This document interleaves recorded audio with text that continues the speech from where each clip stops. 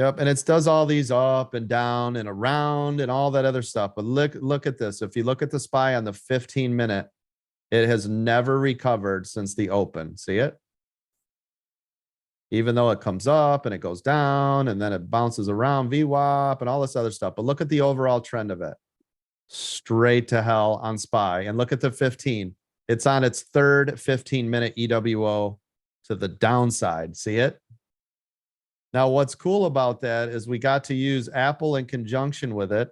So if you look at Apple, if we put this is a gold line, right? Because it's touched it 1, 2, 3, 4, 5, 6, 7, 8 times down here.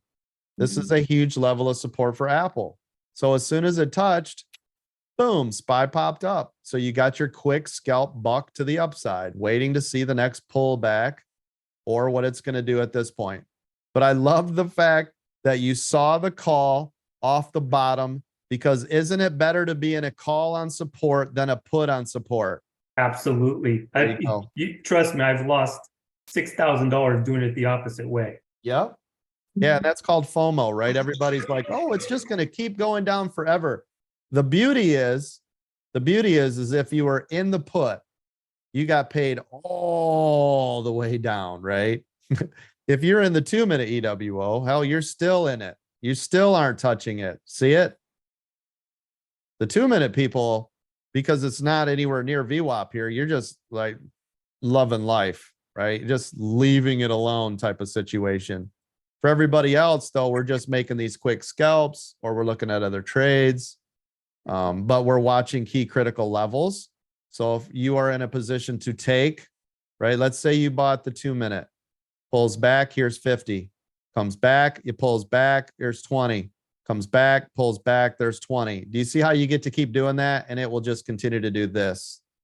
Because it stopped here, now I would make a new channel right here. Boom. This is where it liked to go last time. It did it a bunch. See it? On it. This is the channel top. If it breaks through, it can come all the way back up to 439.50. See it up here? This big giant gap. Coach, isn't that a little bullish because it didn't make it all the way back down? In the interim, yes. In the short interim, yes. Yes, it's at that split second. That's correct. Bullish.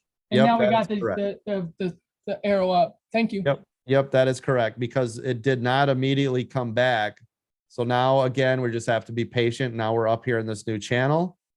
Do you see how we're trading channels as we go, and we're using each level on what we're doing? There's so many little variables to doing what we're doing. The rest of you, if you're in the 2-minute EWO, you don't care about any of this. You're like, dude, I don't even know what you guys are talking about, because I'm just printing, right?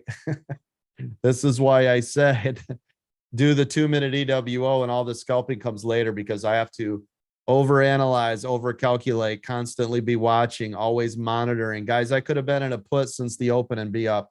I mean, I'm down $400. If I did a put since the open, I'd probably be up $500 or $1,000. You see the difference?